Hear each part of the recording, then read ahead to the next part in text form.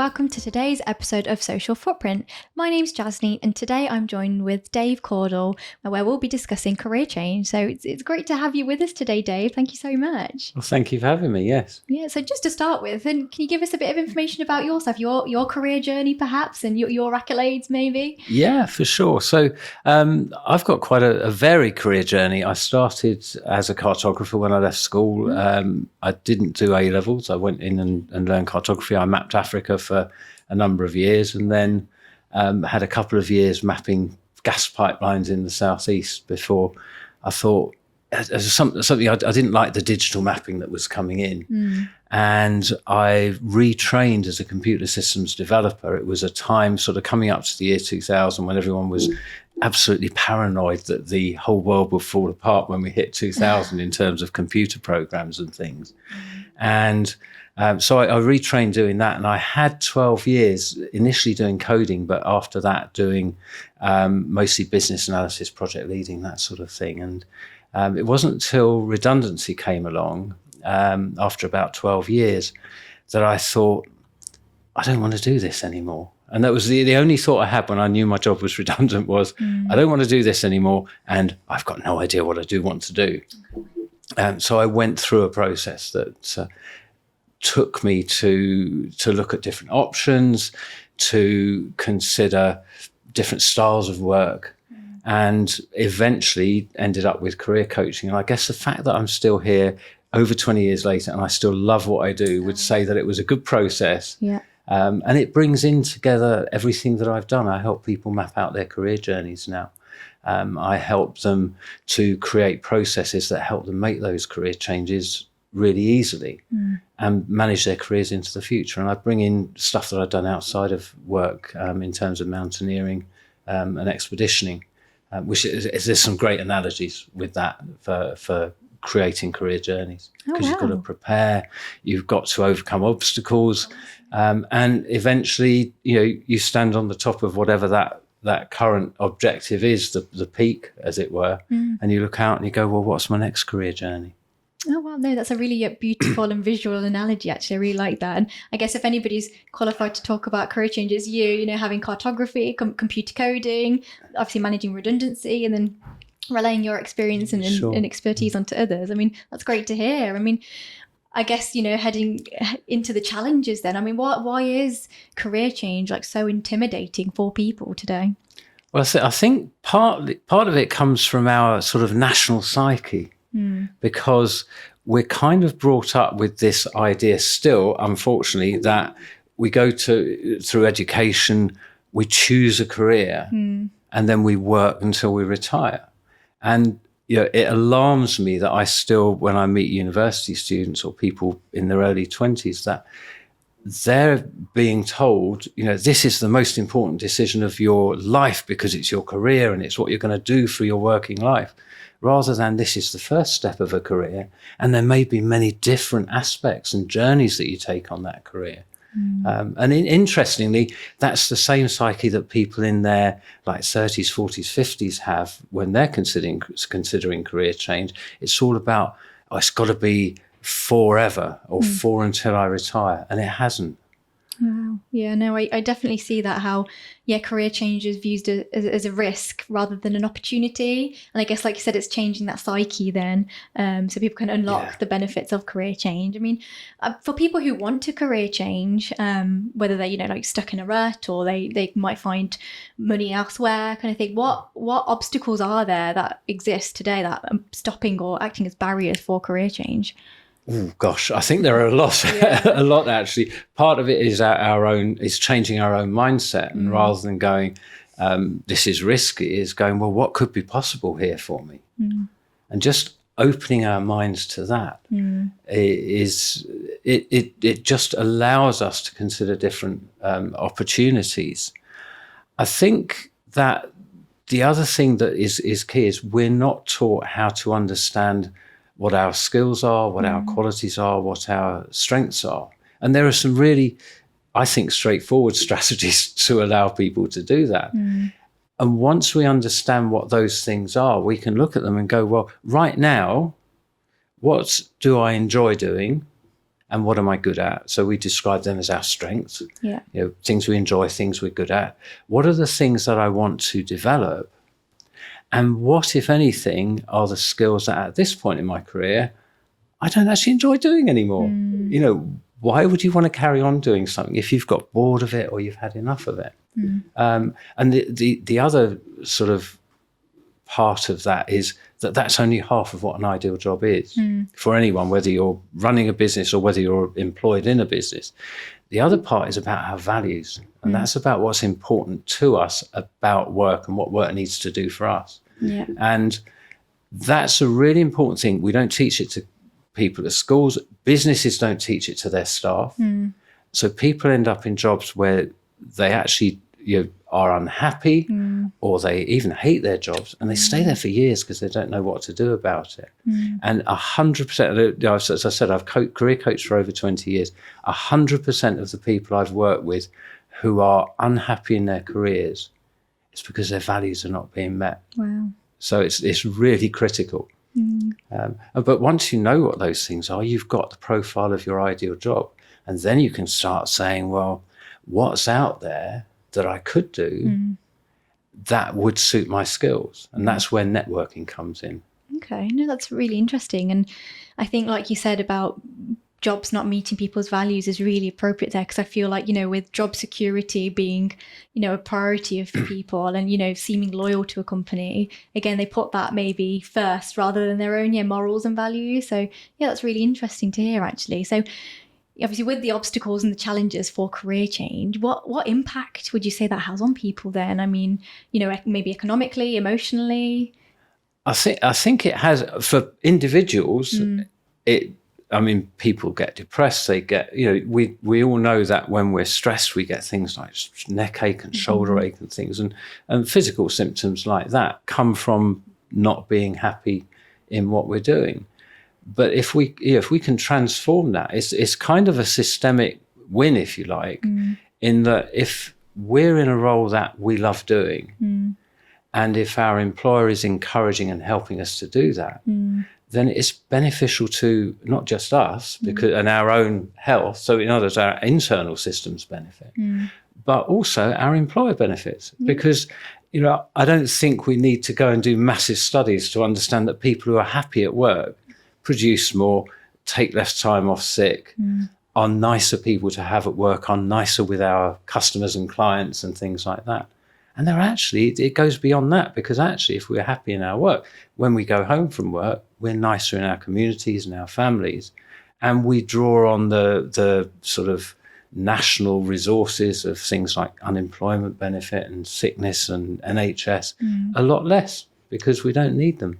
Wow, no, that's a really nice idea as well. Actually, I guess you're at work most of your life, let's say, 9 till 5, Monday to Friday. So yeah, it's far-reaching, the impact then, I guess. So it's best to make it a good impact then. But it's really interesting to hear about the challenges again. With the kind of the psyche, the mindset, and the impact of that. So what would you maybe suggest then that could happen to enable career change then amongst individuals? Or I think there's things that we have to take responsibility for our own careers and not leave that to our employers, which for people working for large organizations or nationalized organizations, often that's the case. We tend to fall into that, well, we'll wait till we're pushed in certain directions. And actually we need to consciously say, well, am I enjoying my work at the moment? And importantly, not just am I enjoying my work, but is it supporting my family, my lifestyle that I want, that sort of thing. And I think employers can do a lot by encouraging their staff to understand how they contribute, the difference that they make, not just in their job, but beyond their job as well. So for example, we're here doing a podcast, and that's benefiting the people that are watching it.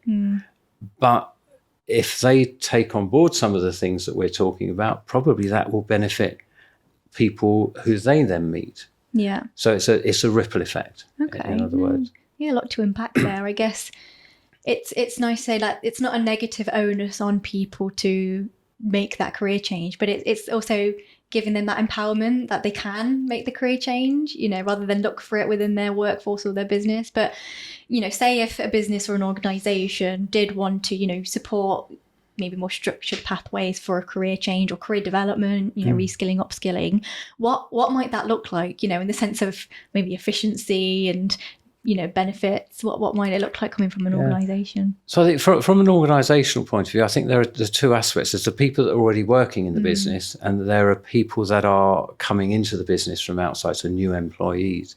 And I think just being open to talking to people who are coming maybe from a different career from outside of the organisation, and taking the time to understand the skills they've got, the strengths they've got, the way that they contribute, and being willing to add the bit of training that will help them to understand whatever the new career is, can be really beneficial, because you actually get into your business people that are bringing in fresh ideas from outside, who can come in with different ways of doing things that could be hugely beneficial. But from the individual's point of view, I think organisations can support the existing staff by helping them to take ownership of their career. So by helping the things I talked about earlier, understanding skills, understanding values, understanding their ideal job, and then helping them to achieve that ideal role, and accepting that actually sometimes people reach a point, as I've done twice, where actually this isn't right anymore.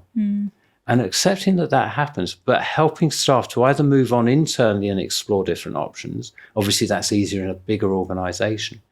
But if not, to support them to move out of the organisation, knowing that if they've supported someone to make a career change beyond the boundaries of their company, then the benefit is obviously for the individual, but for the organisation, they're then going out going, what a great company that was. What a great employer. And then they get more good employees in. Well, there's definitely a two-way benefit there. So that's interesting. So, I mean, speaking of, business and, your career within an organisation, what about those people who may be coming towards the end of their, let's say, career span, or, or maybe in an older demographic? What is out there to maybe help them? They might be feeling like, I've only got, 15, 20 years left, which is a long time of my career. I'll just stick it out. What would you recommend, or what would you say is out there for them in terms of career change? I think first of all, to pick up the phrase you just used, don't just stick it out because it's easy. I mean, obviously there are financial considerations for people. Sometimes when people get towards the end of their career, those financial considerations have eased. In the middle of a career, typically people have got mortgages to pay and kids that they're bringing up, and all of that's expensive. But when they get towards the end of the career, sometimes they've paid the mortgage off, or they've got savings, or the kids have left home, and that sort of thing. So they've got a little bit more leeway to think about, I haven't got to earn a certain level of income. So it takes, that value reduces in importance at that point in their life. And I think at that point, it's really important for them to start networking, because the short answer to your question is there isn't a lot to support people. And we're not, there are sort of the things like the We Are group do. There are the things like the National Careers Service, which are great services. But people tend to forget that people think about careers advice or careers guidance or career coaching, and they think that's for young people, that's for people at school, at uni, and apprenticeships, that sort of thing. Whereas it's not, it's an all age thing. And, I would say this with me as a career coach, go and get support, go and look at the Career Development Institute, which is the professional body for careers people. And look on there at there's a UK register of career development professionals. So these are people who have got the right qualifications, training, accreditations to support people through career change. And there are people that specialise in working in schools. There are people there that specialise with working with that older demographic and can help people to move into that next phase of their career, which might include things like semi-retirement or volunteering. There's a lot of volunteer jobs that need a CV now. Oh, wow, okay. So getting that support is really important. Okay, yeah. So I guess elaborating then again on like the older demographic, your 50s and 60s. I mean, from my knowledge, I think it was Jeremy Hunt, Chancellor of Exchequer, he said the promotion of returnerships. So, you have your apprenticeships or returnerships for people who are maybe older, they've had a break for whatever reason, they want to return back to work. But it seems like, saying that there isn't the right government support out there to enable returnerships as such. So, I mean, to your knowledge, do you know of any kind of policy or government kind of initiative for helping people career change, or anything that you think should exist maybe within government policy? Well, how long have we got in terms of what should exist? I think I'm not aware of any particular initiatives. I know that various government ministers talk about things, but I don't think they ever address the issue. I mean, if you go back to the other end of the scale, the whole education system is not built about preparing people for their adult life and to be able to navigate these career journeys. And in the same way that we don't have the structures in place, the governments, and it's probably not just this government. I don't think it's a political issue. I think it's a government issue, whatever colour the government is, of they talk a good talk, but actually in terms of structure and in terms of actual help for people, it's not there except through organisations like yours, through the National Career Service, a bit like WEA and other organisations, I think, provide a bit of that. And local job clubs and things like that can help. But it's really important, I think, for people to sort of have that, a good question to have in your mind is, what could be possible for me? Yeah. And to have the courage to go and try it. Because when we look back, we never look back and regret, or very rarely look back and regret what we did. People tend to look back and go, I wish I had, or what if I had? Give it a go. Yeah. Thanks, Dave. Yeah, so I mean, to my knowledge, I know that the government have a Skills for Life initiative where they've rolled out skills boot camps in various topics. So what would you say needs to be an incentive or potential encouragement for people who are maybe older to adopt skills boot camps as a way of career changing or upskilling? I think awareness is probably the biggest thing, because if you go out there, people are not aware that these things are there. And skills boots camp, actually, what a great idea, because if someone's looked at the skill set they've got and they're going, well, actually, I want to move into telecoms, or I want to move into something to do with AI, or whatever other field it is, to understand what their transferable skills are, first of all, that will help them, but then to get the technical skills in that field through a boot camp means that they're presenting a rounded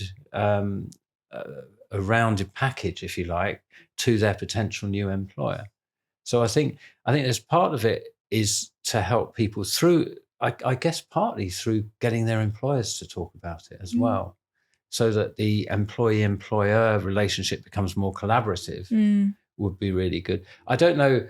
I'm sure the government can think of financial incentives and that sort of thing.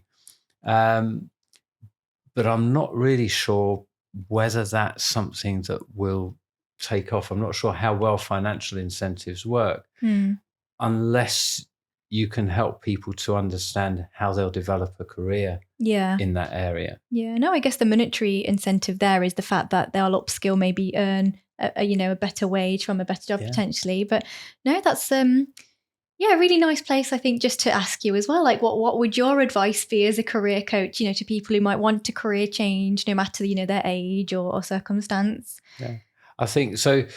Firstly, as we've already discussed, get aware of what your values are so you know what work has to do for you. Understand what your skills are and the ones that you want to use so that you've got that profile of an ideal job. And then do a career brain dump. That's my technical term for it. But do a career brain dump. Just sit somewhere quietly and dump a list of everything out of your head that you think you might possibly want to do. And you may end up with a very long list. When I did it, by the way, I have 4 A4 pages. I really had no idea. But then you can look at each thing objectively and just look at each thing. And the idea then is just to whittle it down and cross things off until you've got 2 or 3 or 4 remaining. And then use that profile of the skills you want to use and your values to start exploring those options. And don't just start applying for jobs, because actually recruiters are they're very good in certain respects, but in terms of if you're changing career, they're not that useful. Okay. But go and network with people. Go and find people who work in the areas that you're interested in working in, and don't go and ask them for a job. Just go and say, I'm interested. I'm looking for new career options here. So I'd just love a bit of your time to understand from, your expertise and your experience what it's like working in this area and how I might fit in. Mm. And that way you discover sometimes jobs that you've never thought of. I was looking at teaching and counselling, and when I did that, that's when career coaching came up. Oh, brilliant. So, that's my advice. Go and explore, but talk to people. Okay, no, that's it's a really great advice there. But yeah, thank you. It's been great to talk to you today about career change, and it's great to have you on Social Footprint. Super. Thanks very much.